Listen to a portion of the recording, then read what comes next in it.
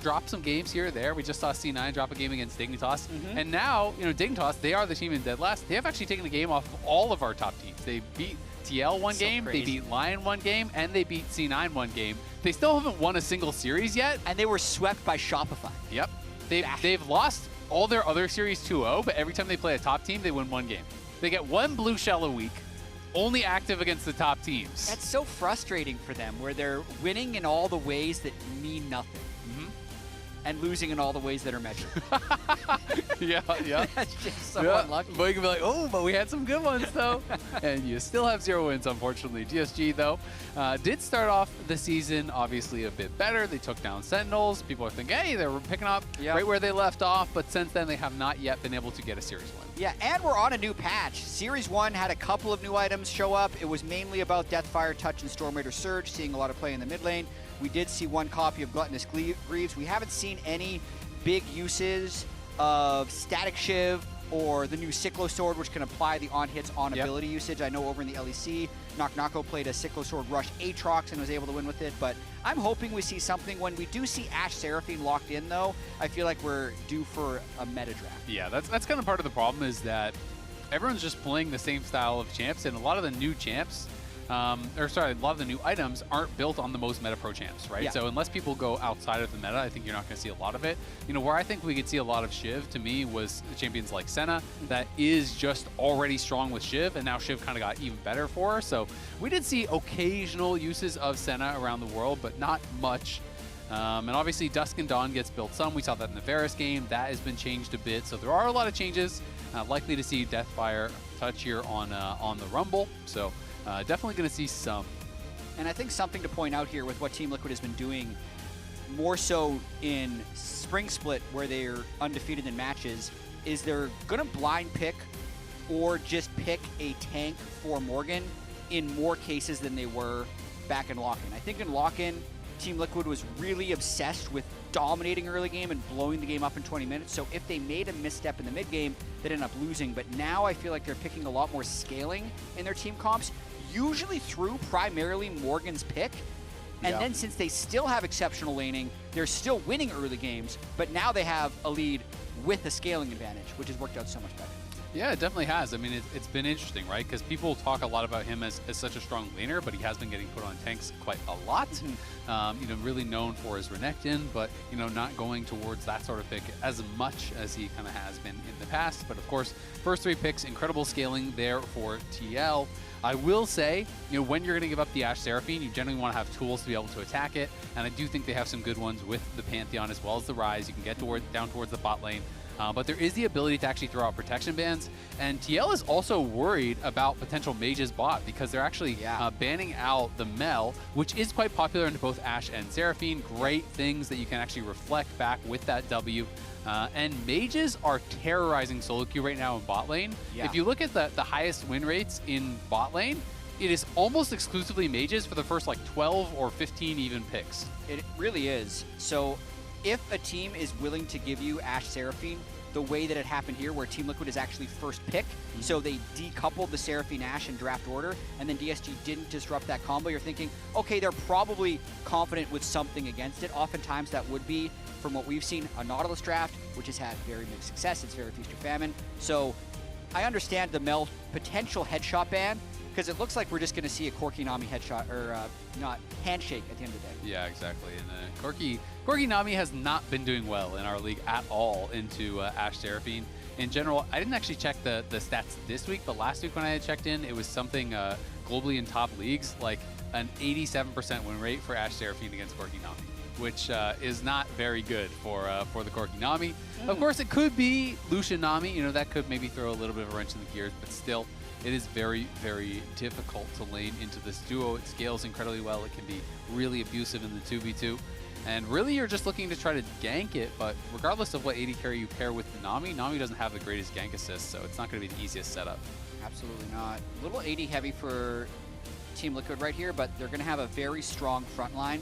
Sejuani, Yone, so they have double melee solo lanes to go with the Sejuani and a lot of backline damage, but most of their magic damage is going to come through a little bit of half and half Yone, a little bit of random Ornn damage in there, and Seraphine. So I think they'll get by, since DSG doesn't have necessarily a true tank, Yeah, they don't but have a it's tank. a pretty solid looking team comp for Team Liquid. Yeah, I completely agree. I mean, we're just waiting on the AD carry last. You can say, oh, they're going to get Zhonya's value, or they could build steel caps or whatever, which is true. But generally speaking, there's not going to be anyone to really stack armor, so they're not going to be too concerned. Pantheon stacking armor is not going to be very powerful. You need to build AD, and obviously Rumble cannot go tanky really either. So I do think TL have drafted very effectively. This is about as standard as you get over on the TL side. I mean, it's almost identical to their Game 1 draft last week against Sentinels when they won in 23 minutes. The only difference from this week to last week is the jungle pick, which was Pantheon and is now Sejuani, because DSG took the Pantheon instead. Yep. I mean, they're going standard. They are going super, super standard. And the Sejuani can be really effective. You do have that double melee solo lanes. For TL, it does feel like Jose, you're expecting him to play towards those solo laners, try to get them in a winning position here. And for DSG, I feel like it's going to be about tacking Yeon and CoreJJ, try to get value out of this Pantheon early and often. You know, if this Seraphine AShe is pushing in, you're looking to gank them. Of course, the difficulty always is they're pushing lane, but they have Hawkshot. They can track the jungler. They can last a couple of weeks, has been looking a lot stronger. And when he is on, he is really on. I think for TL, you know, the question is not can you win, because everyone's going to be expecting you to win. It's more about, you know, in what way do you win? Like, are you going to be dominant? Can all of your lanes look good at the same time? Because that has been a big question where I feel like, you know, a lot of times you're having individual performances that are fantastic from the TL players, but they're rarely all working at the same time, as we're going to see KryRa coming in here for an invade, and Jose just realizes, you know what, I can't contest it. You're not going to be able to beat out the Q smite from Pantheon, so he just immediately is going to cross to the other side. And I'm curious now to see if KryRa is going to try to defend his own Raptors, or if Jose will just go into, you know, vertical and kind of split map situation. Yeah, I do really think that that delayed Raptor invade, especially if you catch the enemy jungler on there, is one of the fastest ways to get a jungler advantage. But I've also seen it equalize very quickly depending on how efficiently the Pantheon goes back to his own jungle. So I don't think he's going to take Raptors here, or sorry, Krugs here after the red, but it's always a little bit of a guessing game. I want to see how Jose responds to this. Yeah, QUID also going to be using one of the new starting items here. He is going Krugs. Doran's bow is quite popular on Yone, and a few different champions do use it. Sometimes people are just going double adaptive, and then you're able to grab that, and it still feels pretty good. You get some attack speed there. As we are seeing KryRa just full clearing that top side, and Jose has crossed over to take the enemy Raptors. He just did his one camp on Wolves, so he is obviously a bit behind right now. And now it's going to be a base from KryRa, so we'll see if he can actually get over here in time to contest the red that Jose is now starting up. Yeah, so I don't actually love this overall result, because it's still going to be 3 camps plus this for Jose, and these 3 camps are going to be hard to re-access for the Pantheon as they respawn. So if Jose can get this red buff and then escape, he's going to be in a totally fine spot, because he still has all of his, like 2/3 of his top jungle up if they can get vision of KryRa. So it was a little bit of shenanigans early, but well responded to with the guessing game from Jose. Yep, well done by him, as Callme going to pop the ghost here, gets in range for that room prison, forcing the flash out from QUID, who is still burning from that Deathfire touch. QUID wants to stay around to be able to pick up this wave. I mean, he only has 9 CS right now. Callme is kind of smacking him in that 1v1. QUID very low, does just utilize the Soul Unbound here to try to get as much of this wave as he can, but he is not going to be going back to base with very much gold, and now KryRa's coming over, so if he gets stopped here, KryRa might actually be able to flash and kill him. Potentially. I think he should go for it. Oh, he was too late. He could have just flashed the wall. They had vision from the Ryze, I thought. I thought he did, especially from the Ryze or from the minions. It was a good look, and that's like a 1/10 of a second whether or not he gets back to base. Some new tech on display in the mid lane, though, so it's Doran's bow for QUID, and then also the Deathfire touch for Callme. So it's a higher damage, lower mobility Ryze because he's lost phase rush. He didn't go Stormraider Surge. And the Doran's bow is an attack damage, attack speed Omnivamp, whereas oftentimes I feel like you would normally go Doran Shield, so QUID is going to be taking more pain early on. Yeon in a lot of trouble, Sajed flashing forward, trying to find the kill. Can he hit the Mystic Shot? No, Core flashes in front to block it. Yeon might have sidestepped it anyway, but good things happening from DSG in the 2v2. Not something that has happened very often so far this split. They did have, of course, that really good first Vayne game, but it's great to see them with that early advantage. And some pressure for DSG here early on. For sure, fighting back with that quirky Nami. Wave is also pushing against him, so really good for the bot lane. And Castle is hoping to pick up a few wins as well. Yeah, exactly. So this was actually some stats that were put up by our stats guy. They were talking about the least wins, the most wins through the first 100 games. And then they said, okay, well, what about active players who aren't actually there yet? Castle is the lowest, who is still actively playing below that 100 games, only has, you know, a couple more to play and would need to win quite a few out of his next 8 games to actually be able to not be in last place, essentially. Yeah, and we promised we aren't just picking on him. This was a whole thing on Twitter. Yep. LEC did the stats, LCS ended up doing the stats, and it was a pretty organic conversation that uncovered this. So Castle needs to go on a big win streak somehow, as there's a big fight over Raptors here. Yeah, Jose going to be trying to steal this away. KryRa jumping forward, looking for the fight onto Jose. Jose's going to get bubbled up right out of that. He is incredibly low, has to flash back. Core there to try to protect as QUID was fighting Callme on the side and winning out in that one. But at the end of the day, it is a couple of flashes forced as Callme had to use his, and Jose had to use his as well. This is honestly a very shocking early game. I mean, even we talked about Morgan's ability to pick tanks and equalize in these laning phases. Castle is 15 CS math up on the top lane, but it's also 15 CS in the mid lane. Their solos are getting slammed. And then the bot lane lost all 4 summoner spells and is losing, so it's actually 3 losing lanes for Team Liquid, which I can't think that has happened all year for Team Liquid. It's a wild first 5 minutes. I mean, even bot lane, you're down 13 CS. Maybe there's a couple more for Yeon to farm, but no, actually all the minions are dead, so he's down 10 CS. Mid lane is down 13. Top lane is down, 12 right now. Maybe going to fluctuate back and forth as the waves do push in, but still, like you said, TL is known for their laning for the early game. That is what players praise them for more than anything else. And so it is surprising to see those losing lanes across the board. Of course, you touched on the Doran's bow. Attack speed obviously just so valuable on Yone and pretty standard for the starting items on this patch. Yone, I think, one of the best users of this new item. But you are a lot more squishy in the early game compared to when you do have that Doran's shield, and Callme laning well to create the most of the edges that he has been given. So something odd to point out, for some reason our feed right now doesn't show Gluttonous Greaves for both mid laners, but they both have Gluttonous Greaves completed. That is bizarre. Yeah. So I was wondering, I was like, why is Callme just on a tier? They both seem really poor, but they've actually both rushed Gluttonous Greaves for the sustain. Oh, interesting. So that makes a lot of sense. I was really confused as to, I was like, have they just not based him forever? What is going on? Gluttonous Greaves, I will say, a lot of people find them quite powerful. In pro play, it's going to take you a long time to get that stacked up, though, generally. So that is where a lot of the power is actually once you get the stacks, because you only start with 4% Omnivamp, and you have to get 6 kills or assists to actually get it fully stacked. So I tend to think that they'll be a lot weaker in pro play compared to solo queue. I was thinking that as well, but I also, as Castle and Morgan go for an all-in. Morgan going to have to flash here, as there's another fight there. KryRa getting pushed back as QUID came to assist Jose. So Jose's trying to cycle those Raptors and get some control for the Dragon, but I find the Gluttonous Greaves conversation really interesting just because I think it gives a sustain option where it just didn't exist before, which can be really broken in some situations. Like Ryze being able to power clear the wave while also healing. He's just never been able to do that before unless you're somehow speccing into Riftmaker, which was just never realistic. Yep. So I think it's going to find homes like that on a lot of mages, weirdly enough, that just didn't have access to the lifesteal before. Yeah, especially if it's a matchup where you're getting poked down, right? It can be pretty valuable if it's like, hey, Yone needs to whittle you down with Soul and Bound over and over and then look for an all-in. Well, now all of a sudden you can't really do that in that same way. So definitely interesting to see that new tech being utilized. Yeah, not to mention a lot of times Yone will build lifesteal and that's how he outsustains you in lane. So does QUID change his build path now that he has access to lifesteal in a different way? I'm not sure, but that's what the opportunities of these new boots give.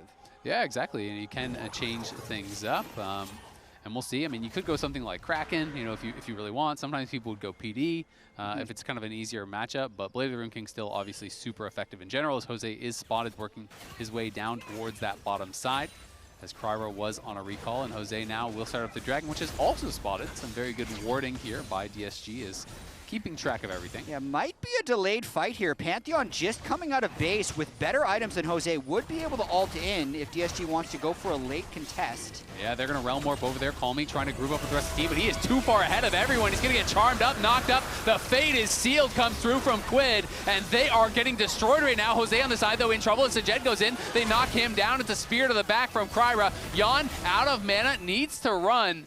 Does have his flash up and available. It's the Dragon for TL, but it is a kill for DSG. I like the look on the fight, just having the item advantage on the Pantheon and being able to get into a team that is trapped in Drake is a good look. So DSG, even though they were a little late to stop the Dragon, still managed to win the fight, and we'll see if they can get some tempo off this as well as they're pushing mid and bot at the same time. Yeah, KryRa going to be invading here, trying to take away these Raptors. They want to push in and crack the first plate, as that is very, very low, but not going to risk doing that.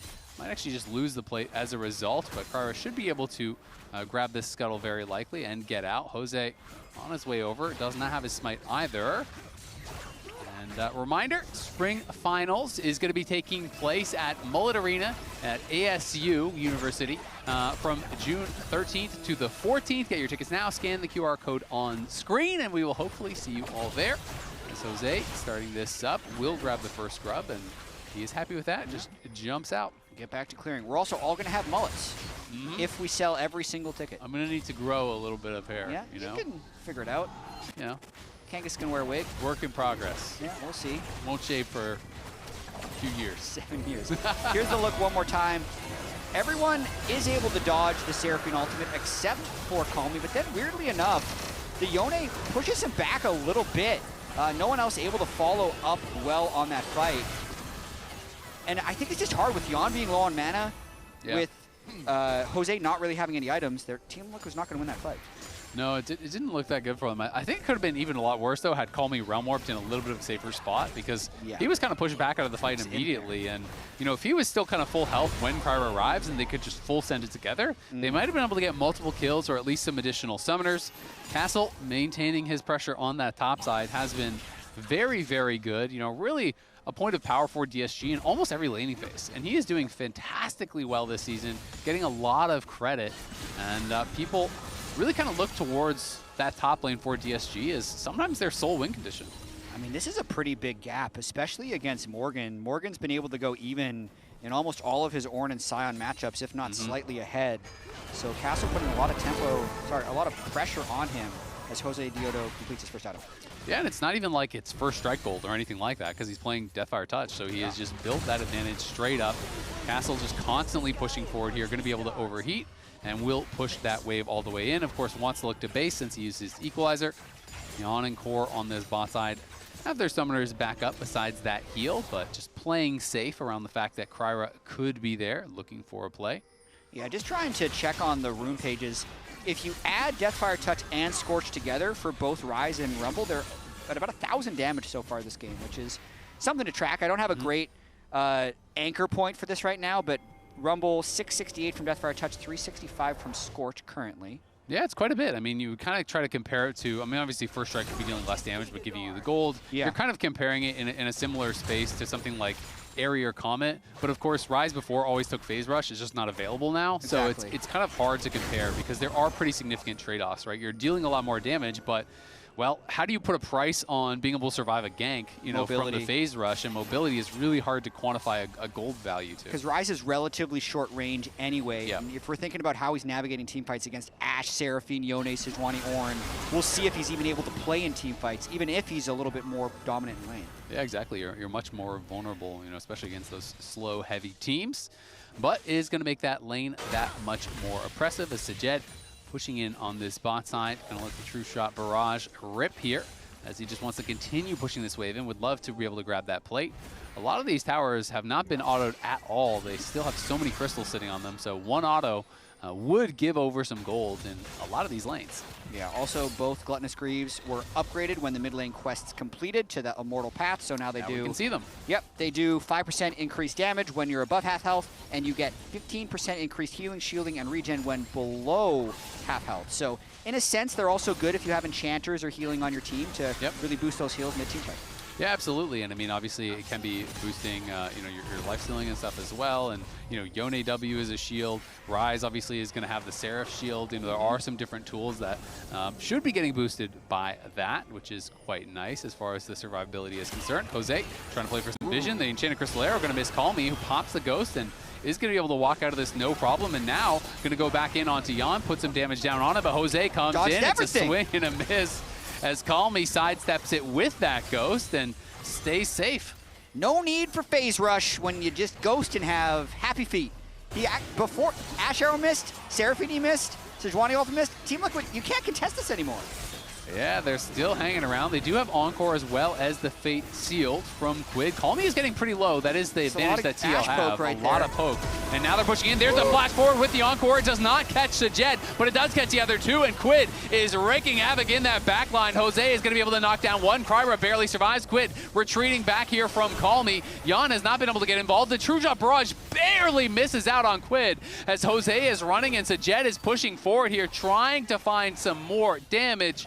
Can't finish them off. TL limp out of there. QUID had almost no health, as well as Yeon got incredibly low, but they couldn't finish him off, and KryRa survives too. Really crazy fight right there. CoreJJ with a massive flash encore to kick that one off, but then skill shots from the pre-engage to mid-fight just seemed a hair away from connecting. True Shot Barrage at the very end doesn't quite finish off QUID, but keep your eyes on CoreJJ at the top of this. When they're already down most of their engage tools, he sees this angle where if he flashes down with his R prepped, he moves it to be closer. So he's kind of buffering the cast time a little bit to land that chain with the Yone ultimate. But they can't quite execute KryRa right off the bat. If QUID gets that, I feel like it's a wash for Team Liquid. They just back up, take the dragon, but they can't quite get it. Let's play next Drake fight. Yeah, just looking to set up for that next dragon. As Morgan, you know, was not really there for that. Does have the ultimate up and available. And it's kind of funny because Core obviously flashed to try to redirect to make sure that he was hitting Sajed with the Encore. Barely missed Sajed, but then Sajed pre-cleansed anyway because he was expecting it to hit him. So you got the same result regardless. You got the cleanse. And Sajed, you know, has been having a pretty rough time, you know, really this whole split. You know, I think in lock-in, their lane phase was not great, but there was a lot of talk about how well they were team fighting, and this is an opportunity here against a really good team for Sajed, you know, to really kind of show that he can compete against the best. You're going up against Core and Yeon. You did well in the 2v2. You're up in gold over Yeon, and now we have to see what they can get done with it because TL is back here to that dragon looking to fight. And remember, Morgan said, let's fight next Drake. He probably meant the next Drake, not the repeat of this Drake, but they're looking like they're just going to be able to take this one. Yeah, DSG very late to actually come over here. Castle TP's down, and now they're going to try to force Shirley. The response TP comes through. The Enchanted Crystal Arrow going to connect onto KryRa. The CC is there. There's the Encore as well. Callme's in the back line. CoreJJ very low. QUID goes in with the Fate Sealed. They're all turning in onto Callme, and he is knocked down, and Morgan is so tanky in the front line. Castle has got to run. He's going to have to flash the wall here if he wants to get out alive. In comes the rest of TL. Castle holds onto the flash for a little, but knows he has to use it. DSG showed up very late after the dragon was already gone, and they lose the fight regardless. I feel like some big-time indecisiveness there for DSG, as you'd want to have the teleport come in early so you can contest the Drake. When it comes in after, you can see Team Liquid is ready because they immediately match with Morgan's teleport. And the nice thing about this is we're zoomed out in Spectator. I want to call attention to how quickly Team Liquid turn around and how wide their teamfight vision actually is, because the beginning is all about trying to get as much damage down on Pantheon as possible, but as soon as that Ryze ult comes in, look how quickly in unison they turn around. Morgan sends his own ultimate backwards as QUID and Jose jump on him. So very good teamfight vision from all of Team Liquid to turn that one. Yeah, I mean, the Gluttonous Greaves does give you some nice lifesteal, but I feel like Ryze is getting slammed by CC, right? There is Maybe so much Mercury CC. Treads. Merc Treads are still good, and there is so much CC on this team when you're thinking about the roots, the stuns, like every champion has some sort of CC, it feels like, that they're applying to you. So it's kind of brutal, and Callme just got CC'd pretty much under zero. It's a tough choice, though, because you're thinking they're all AD. Why would I build Merc Treads? I'm laning against Yone. Maybe I should go Steel Cast, and you're still getting CC locked. Yep. I'm going to get Morrison Stayed from the Greaves, so I'll just buy those. Maybe We'll see. Maybe Ryze isn't as good anymore. Hey, We'll see. Yeah, and if you don't die, you know, right at the start of the fight, you know, maybe you're going to be able to get a lot of value out of that sustain. But of course, no stacks just yet for him on his Gluttonous Greaves, whereas QUID will have grabbed a couple. He's gotten those assists, so going to be getting more out of these boots now on the side for Yone, who did elect to go for that Blade of the Rune King. Just kind of a little bit of a tempo arrow, I guess, wants to interrupt that recall. We see a lot of those from Ezreal, not so many from AShe. Yeon breaking the meta, just firing Ashe arrows. For what it's worth, Dragon's down, they're doing Rift Herald now, he's going to have it up again soon. Gets a plate off of it. It's pretty good. Yeah, not bad at all.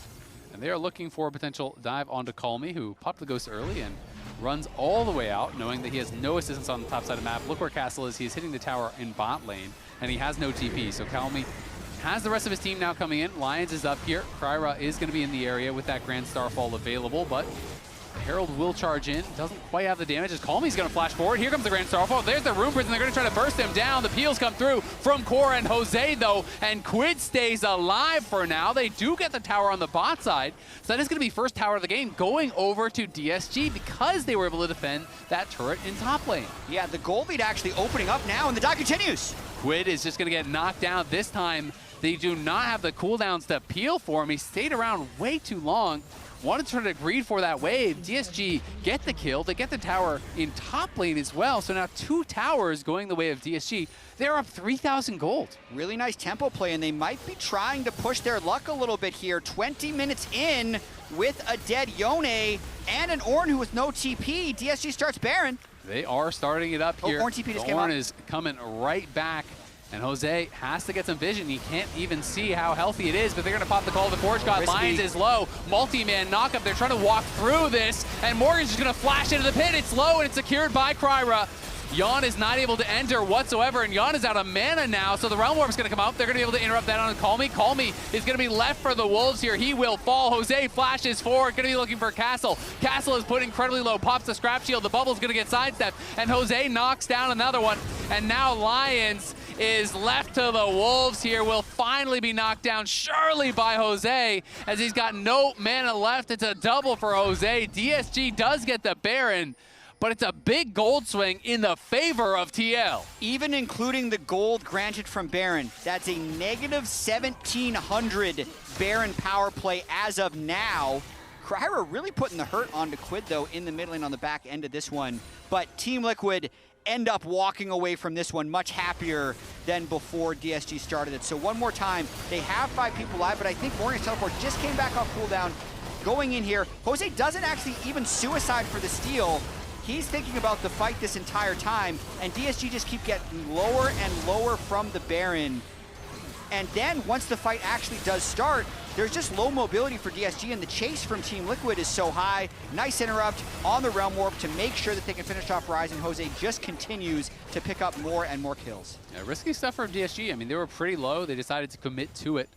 And it is going to be DSG looking to set up for this Dragon, but Jose has been having an incredible split, and he just got cursed big time as he might go down. The equalizer comes out. He's still surviving, but not for long. The production team cursed him. He was having a great game, still is, and has been having an incredible split as DSG looking to fight here. Yeon comes from around the corner. There is the flash encore coming through from Core. Call of the Forge God going to get flashed away from there by Castle. As in comes KryRa looking for Yeon. Can't quite find him. Core survives. QUID survives. DSG have not started the Dragon yet, though. We'll see if they can get it. Ezreal, they are relentless right now. Not only do they take Jose out of temporary MVP consideration by making the production team drop the graphic, they get a kill, and now they're right back on the Drake, but Team Liquid is back. Yeah, and they have a big health advantage here. DSG, again, just trying to finish this off. KryRa has no flash, though, so it is going to be difficult to get out. He's going to get rooted up, and Yeon is hitting him. QUID is going forward. Castle is back now, though, and DSG going to be looking to fight. Jose coming out here from base. Morgan very tanky, buffers the Searing Charge back, and now Castle's in trouble on the side. Has no flash available, has no way out, as Yeon is going to be able to snipe him down. It's an arrow to the back as Castle falls. And TL now going to be pushing mid. Really exciting game for Team Liquid, who was such a big favorite here. DSG is definitely fighting back, and I have to credit Yeon for that last team fight. He was spacing the Pantheon so well in what was a very dicey situation. So in a 4v5, Team Liquid is trying to contest the Drake just to make it hard. They don't want to just give the Drake and concede the temple. They know that the game is really tight, so they're trying to get every small margin, and they end up picking 1 kill even after losing the Drake. Yeah, and a lot of ornaments coming through already now. 3 ornaments there upgraded. For TL, the Enchanted Crystal Arrow going to get sidestepped there by Sajed, who is just scrapping with QUID. QUID getting incredibly low, gets bubbled up, barely survives, thanks to the shield from CoreJJ, as that True Shot Barrage would have killed him off. Sajed fighting well against QUID there, but on that bot side, Morgan going to be able to knock down a tower, as that should be finished off by the minions. And to get back to Jose, I mean, Jose has been having an incredible split. There was a lot of question marks when he got picked up. A lot of people were saying, why didn't they get inspired? Well, Jose is showing why. He is playing incredibly well this split, and I think he is definitely a candidate for MVP, but they're going to go for a dive again. The Encore comes in, and once again, Callme just getting CC'd on top. Sajed is low. It's a double DB coming in from TL. A double bubble, though, answered there by Lyonz. Beautifully done as QUID goes with a faded seal. He gets a double knock-up, takes down 2. Beautiful stuff there from QUID, and now Castle gonna get stunned up, locked down, knocked down, back to the base. Yeon's the one to send him there. 4 kills for none, going the way of TL. They are gonna get a lot off of this fight, and it looked like the Brawl brothers right there, Morgan and QUID, just punishing Callme. I didn't get a chance to see the back end of the fight, but Yeon and Core absolutely walk out of that one unscathed as well. Nicely done there. It looked like it was going to be a decent angle from DSG when they came through, but QUID with some fancy footwork, you know, had the Steel Tempest charge, gets 1 knock up of Steel Tempest, another with that faded seal to seriously engage. Yeah, 2 fights at once here. So KryRa jumps in, and I see had to burn his E early, so now he's just trapped with Jose and Yeon. So looking at the bottom side, it's like 2v3.5 with the Rumble All coming in, but QUID, Ornn just absolutely dominate there. Morgan now actually level 16 after the tough landing phase, a level up on Castle, and just a force. Yeah, that was sick from QUID. Faded Seal knocks up 1 carry. That was insane. The Steel Tempest knocks up the other carry back-to-back, gets the double kill. Looking clean in that team fight. And life stealing like crazy. Gluttonous Greaves, Shield Bow, Bork. Woo. Yeah, he is definitely powerful at this point. Callme on the other side still needs, what, 4 more stacks? And we are 25 minutes into the game, so. Yeah, 6% Omnivamp from his boots. QUID at 9%, so almost maxed out. Yeah, so this is the downside in pro play. You know, if it's a slow game or you're just not having a good game, you're not getting a lot of the value from it, you know, so it is kind of tough, you know. There's these high risk, high reward type of rune. And in pro play, there's a lot less kills on average, so Callme kind of low rolling on this side as Lyonz going to be forced to flash. Sajed cleanses out of that Enchanted Crystal Arrow. Is going to be able to stay safe, but that costs a couple summoners there. Yeah, won't be getting those flashes back for 5 minutes. They burn flash from Nami, cleanse from Ezreal, and because Castle is split pushing, getting a lot of golden pressure, Team Liquid decide they just need to start the Baron.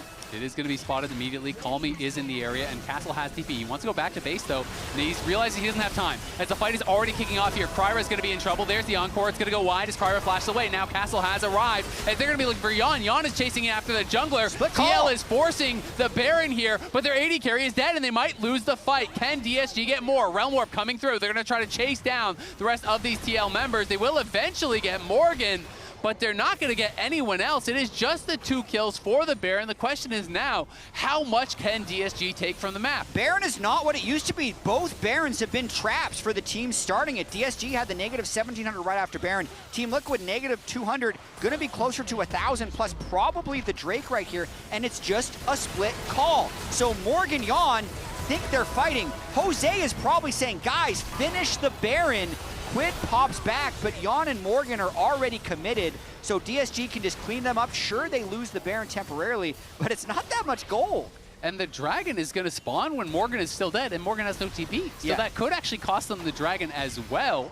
We'll have to go back to live to see where we're at with this. Yeah, because Morgan is not going to be up for 12 more seconds. They're doing it on spawn. Good call there from DSG, as it is now back-to-back Dragons going their way. So the Baron definitely not worth it thus far for TL. We'll see if they can get a lot more gold with it in the next about 2 minutes, but For now, it is looking like it was super not worth. Sajed, though, has no Jose's plans, and got a Jose flank. is behind him. They are going to be looking. The Enchanted Crystal Arrow, pre-McHale's by Lyonz. Beautifully done, but Sajed not so lucky. The CC all landing onto Sajed, and he is down incredibly low. He shifts away. He's still alive because the carries couldn't get in there and help. QUID was still pushing top, and it was just tank damage going on to Sajed. It looked like such a sweet engage, but you're right, they didn't have the damage there. They do have Baron-empowered minions, though, and a very delayed DSG getting back to base. That was so nice from Lyonz, though. The self-McHale's, not only does he keep hard. himself alive, but he is then able to help Sajed stay alive. You know, he's able to land the heals on him as well.